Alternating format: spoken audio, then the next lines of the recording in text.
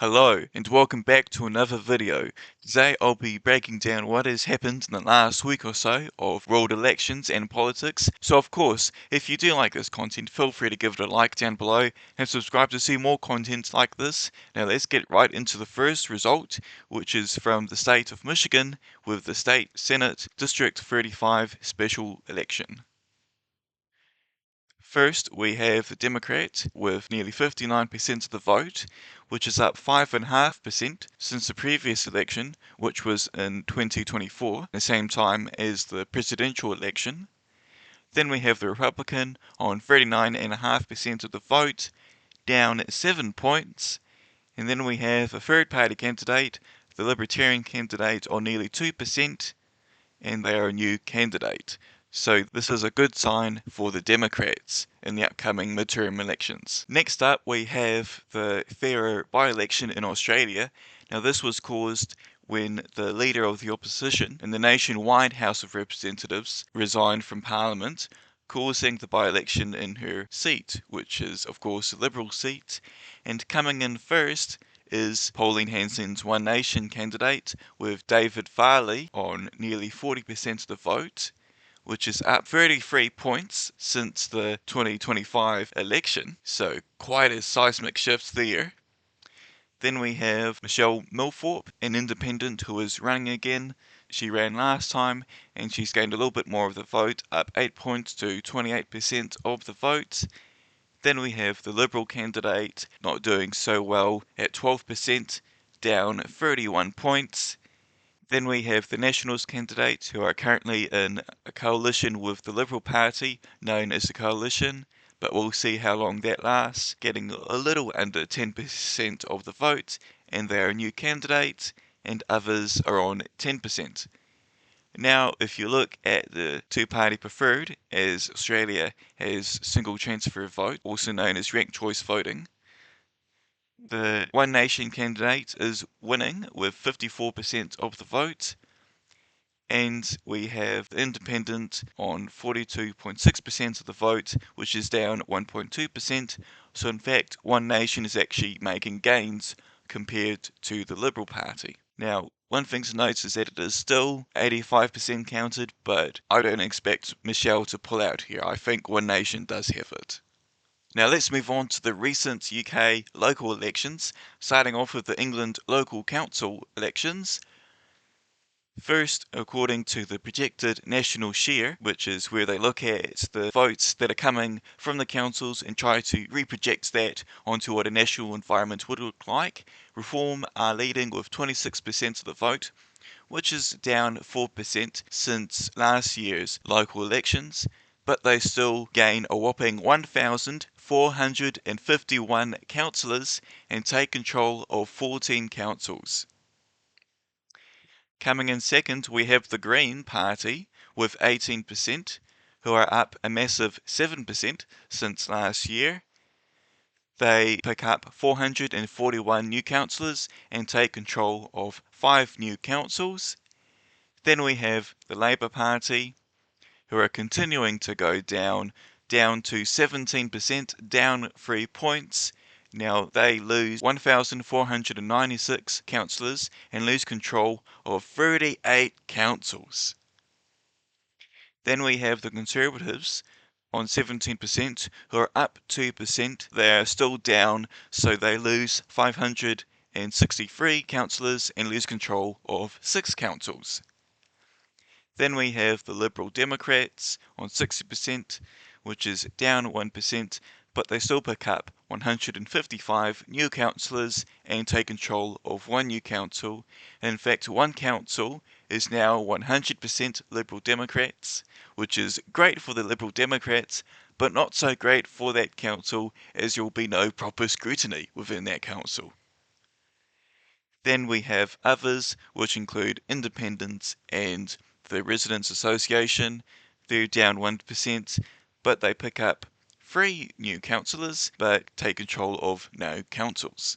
Now, if you chuck these results onto a pie chart, you'll see that the left bloc does have a very slim majority, or basically a 50% share of the seats. Meanwhile, Reform and the Conservatives added up are about 45%. And then we have the other independents making up around 5%. So assuming that those independents split 50-50, that it does appear that the left bloc would be in line to continue the government.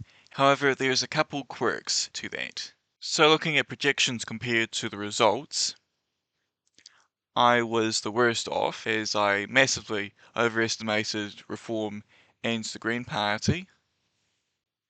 So I was around 12% accurate, so my bad there, but I am working on a complete redo of my projection system, as clearly that's awful. But interestingly, I have the Greens ahead of Labour. Now if you look at someone that was a bit more accurate, more in common, similarly, they had Reform first, Greens second, Lib Dems third, but they have the Greens having more councillors than Labour, despite Labour having more councillors than the Greens. And they were 63.6% accurate. And then Britain elects, similar story, that we have Reform coming first, Greens coming second, but interestingly they had the Conservatives coming third. And to be fair, it was quite close between the Tories and the Lib Dems. But again, Britain elects has the Greens having more councillors than Labour, but that is not what happened. And they were 72% accurate. So, why did we think that the Greens would have more councillors than Labour? Well, it was primarily because the Greens were getting more votes in polling than the Labour Party. However, there was one thing that we all missed. If you look at all of the seats that are up for grabs in the next general election that the right bloc of Reform and the Tories are leading in, Labour, despite coming third in the voter intention, they're still coming second in a majority of those seats, with the Greens coming second in 31 seats and the Lib Dems coming in second in 31 seats. So what we are seeing here with the local elections, this is not a sudden shift in support of Labour. This is Green voters and Lib Dem voters looking at the potential of being represented by a Reform or a Conservative candidate, and they're choosing the lesser of two evils, which happens to be the Labour Party. So it is still not good news for Labour. They are not winning because they are convincing voters, they are winning because they are leading.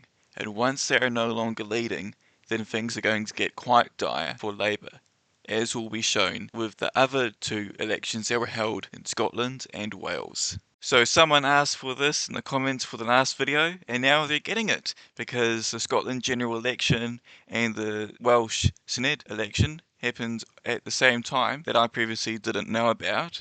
Apologies for that, but I am covering it now.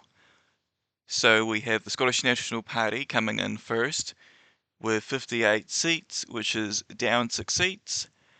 Then we have Labour, who are on 17 seats, down 5 seats. Then we have Reform UK on 17 seats as well, up 17 seats.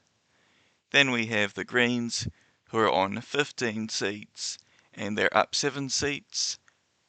The Conservatives are on 12 seats, and they're down 19 seats. And the Liberal Democrats, they're on 10 seats, and they're up 6 seats. Now, I don't have the percentages because Scotland does things a little bit interesting, where they have constituent vote, then they have a regional vote, and it gets messy to calculate. So I'll just go by seats, and looking at the seat count, you can see that the Scottish National Party will remain in government and could form government with either the Greens, the Lib Dems or Labour. And as for who will be the opposition, well, it's a toss-up between Reform UK and Labour. Maybe if they're able to poach a few other MPs from other parties, but that is unlikely. Moving on to the 2026 Senedd election in Wales. Coming first, quite surprisingly, we have Plaid Cymru with 35.41% of the vote. Now, this is quite surprising given that it was effectively seen as one of the weaker nationalist parties when you compare it to the Scottish National Party or Sinn Féin in Northern Ireland, that it was always doing a bit weaker, but now it is a top party in Wales, which is huge for the party, up 14.7%, with 43 seats, which is up a massive 30 seats. Then coming in second, we have Reform UK, which are not that far off, with 29.3% of the vote, up 28.2%. They bring in 34 seats, and they're up 34 seats. Then, shockingly, we have Labour with 11.08% of the vote. Now, one thing to note about Labour is since 1922, they have been the government in Wales, and now they've just been defeated. And not only that, but the now former First Minister, which is kind of like a Prime Minister, but for Wales, she lost her seat. So Labour just completely collapsed in Wales, down 25.1% of the vote, leaving them with only 9 seats, down 21 seats. Then we have the Tories, Conservative Party, on 10.74% of the vote, similarly down as well, 14.4%, leaves them with only 7 seats and down 9 seats. Then we have the Green Party, 6.74% of the vote, up 2.3%, leaves them with 2 seats and they've gained 2 seats. Then we have Lib Dems on 4.46% of the vote, they're up 0.2%, only 1 seat, no change. Now looking at the breakdown, you can see that Labour have been kicked out of government. They still could be a junior party to Plaid Cymru. Now that brings us to the end of the video. Thank you so much for watching. If you liked the video, of course feel free to give it a like down below and subscribe to see more content just like this. If you want to see more videos right now, to the bottom left you'll see my most recent breakdown of the last week of elections, and to the top right you'll see my second channel, Jurg's Take on Politics, which will focus all on New Zealand politics, where I'm from. So once again, thanks for watching and I'll see you in the next video.